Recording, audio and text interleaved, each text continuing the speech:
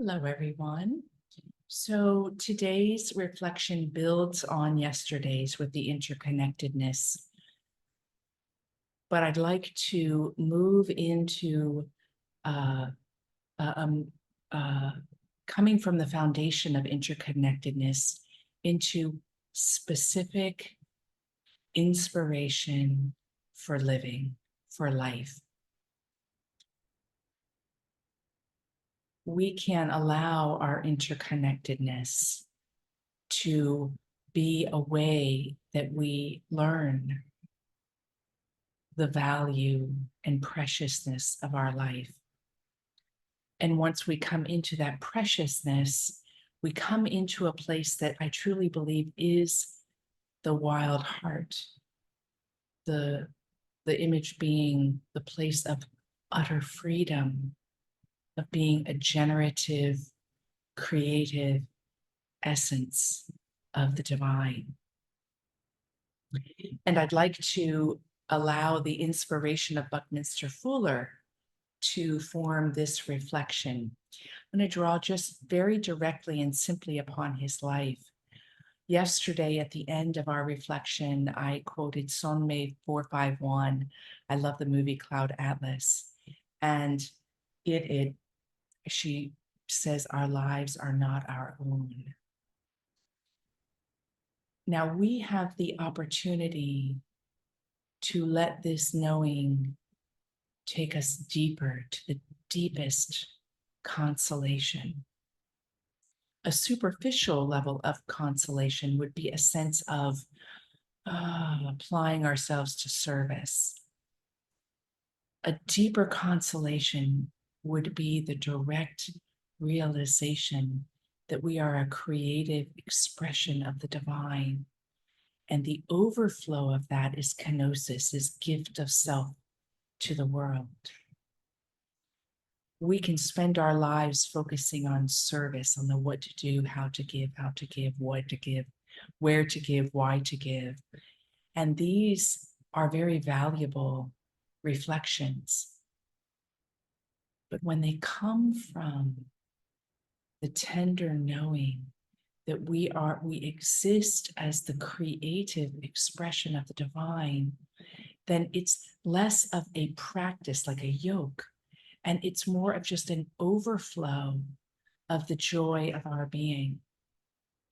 Buckminster Fuller was given this gift, and he was given it really through a dramatic suffering.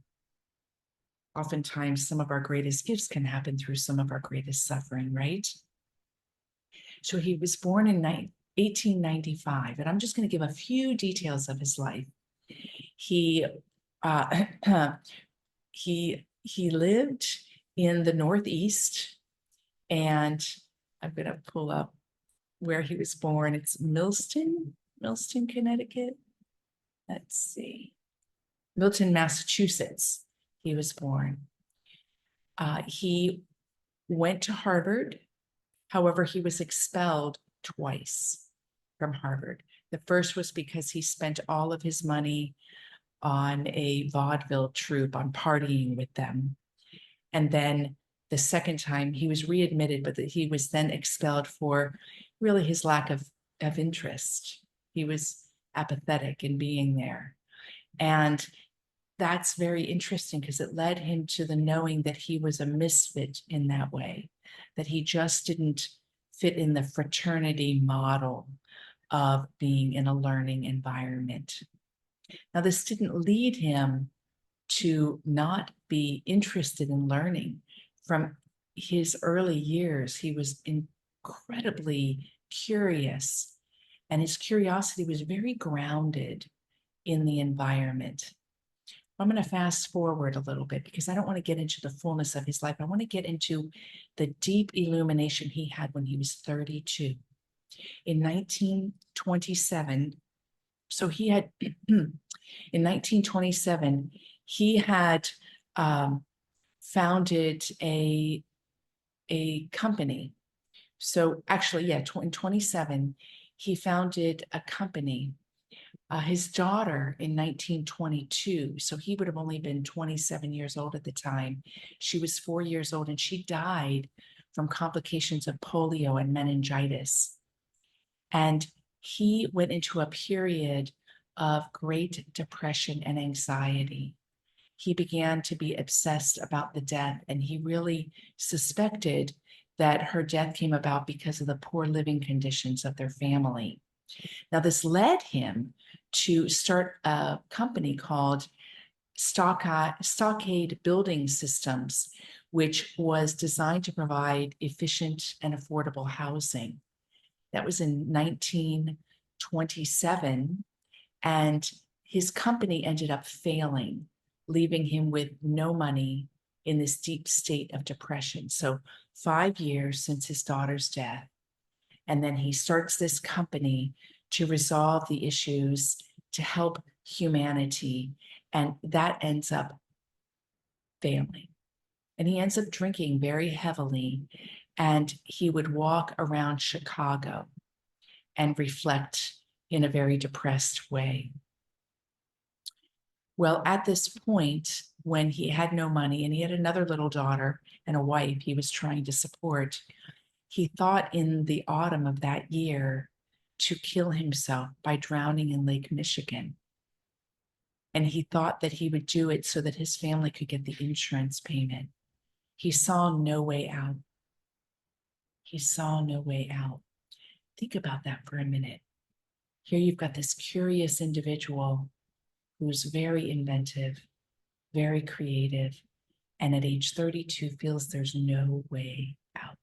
And he's in Chicago, which was very industrious.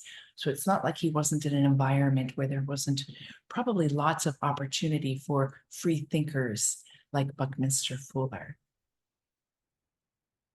As he was contemplating this, he had a profound incident which provided all the direction and purpose for his life.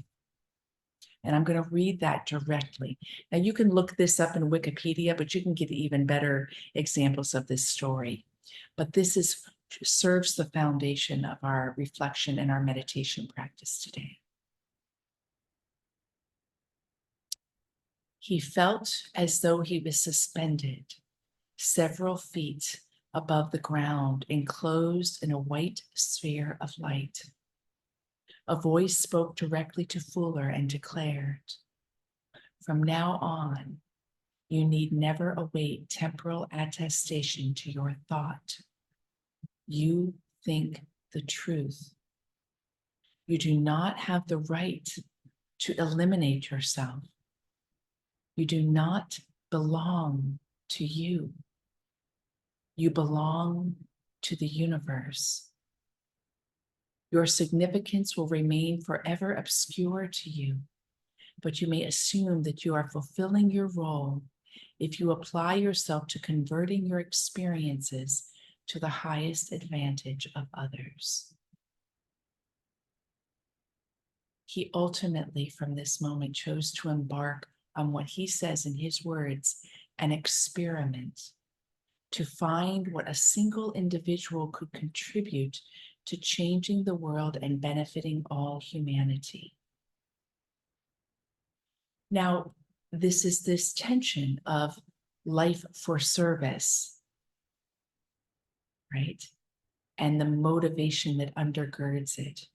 And I bring this forward here because of what I said just a few moments ago. He had a profound experience that he belonged, and that in that belonging, he could engage his life as an experiment. He was free. He was totally free to engage his life as an experiment. Amazing, right? And that experiment for him was set on fire. What? To see how you could benefit the world, and to just see with an experiment, what's possible as a single human being, what's possible, but coming from, now I don't know his level of egoic state or not, but the experience, the profound experience came from an ego-free illumination. You do not belong to yourself.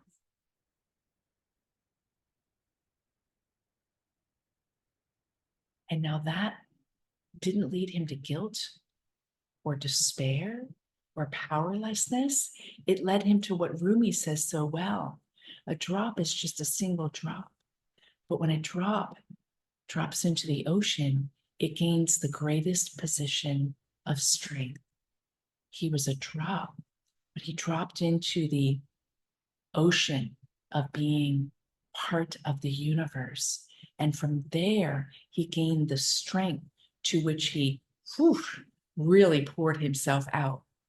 And as you know, he's attributed with so much. He's got so many honorary doctorates, and he received the Presidential Award for, I think, freedom.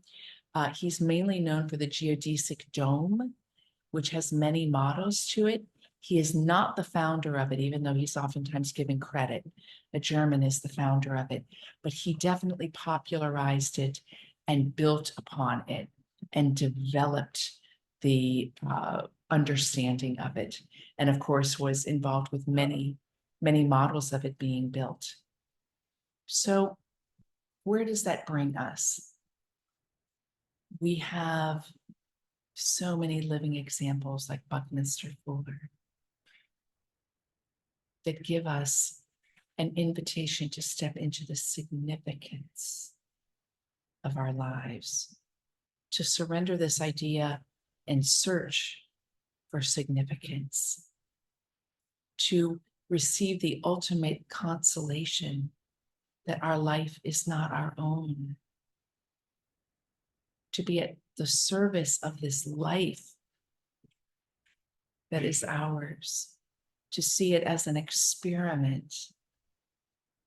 I was reading an intro, and this is where I got the idea for Buckminster Fuller. I was at a coffee shop here in Mexico and talking with an architect, and he had a Buckminster Fuller book. And I was reading in the intro, and Buckminster Fuller was driving in a car somewhere with somebody, and he challenged that person. He said, how could we devote all our thoughts in this moment and today to something that's beneficial in the world? Wow, what vigilance, what skill. I was even reflecting myself. I'm like, how often I can be a little bit lazy with my thoughts, undervaluing the significance that every thought has. Every thought has. So with that, I thought the practice that would be appropriate for today would be the recitation of the mantra Loka Samasta Sukhino Bhavantu. We've chanted that before. We're going to do a new version of it, and I'm going to use my mala. We're going to just dive in. Let me give you the literal translation and then the understood translation that's popularly accepted. Loka is realm or universe or location. Samasta, all living beings. Sukhino, happiness. The root is sukha. It's freedom from suffering, liberation. Bhav, the state of union, the energy of the divine, of the universe. Onto, may it be so. And the general prayer that's here is, may all beings everywhere be happy and free. And may my words and thoughts and actions contribute to that truth. And may, as we chant this, may we relax into a new level of consolation that our lives are not our own.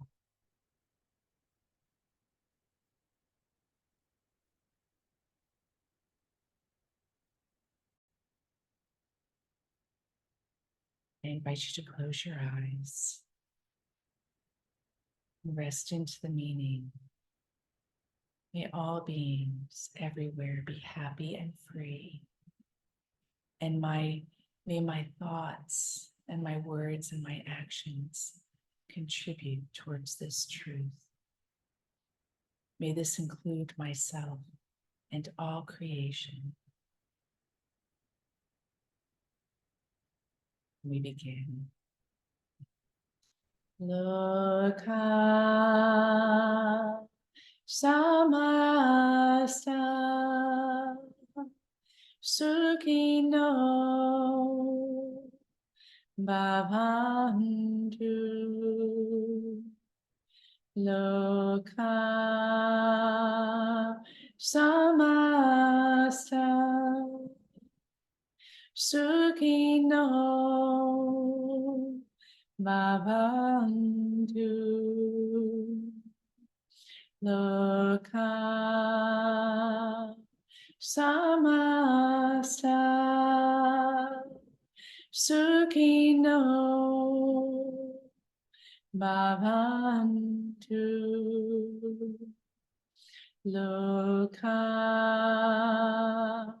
samasta sukhino bhavantu loka samasta sukhino bhavantu loka samasta sukhino bhavantu loka samasta sukhino bhavantu loka samasta sukhino bhavantu loka samasta sukhino bhavantu loka samasta sukhino bhavantu loka samasta sukhino bhavantu loka samasta sukhino bhavantu loka samasta sukhino bhavantu loka samasta sukhino bhavantu loka samasta sukhino bhavantu loka samasta sukhino bhavantu loka samasta sukhino bhavantu loka samasta sukhino bhavantu loka samasta sukhino bhavantu Loka samasta Sukhino bhavantu. Loka samasta Sukhino bhavantu. Loka samasta Sukhino bhavantu. Loka samasta Sukhino bhavantu. Loka samasta Sukhino bhavantu. Loka samasta Sukhino bhavantu. Loka samasta Sukhino bhavantu.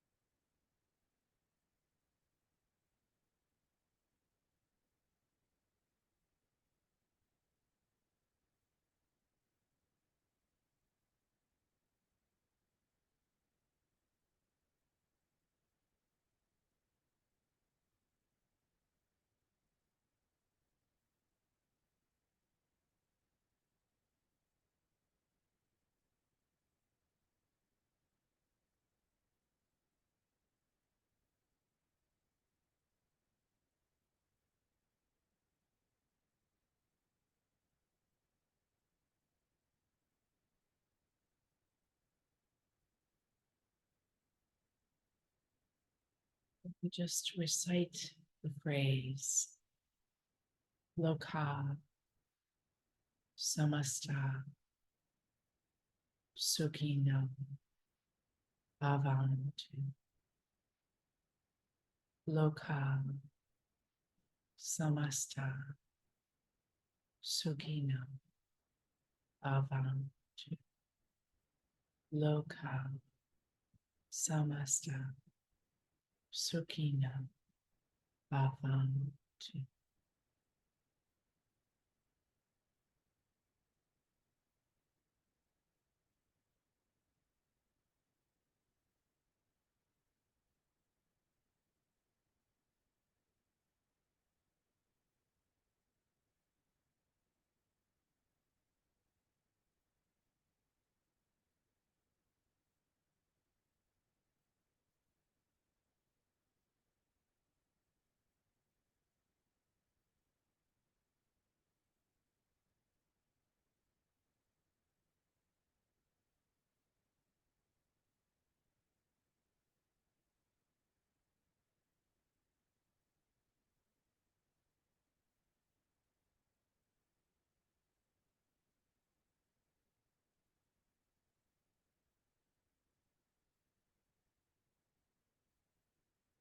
In this prayer, we go forward. I invite you to bring your palms together in front of your heart. Open your eyes. Namaste. Namaste, my friend.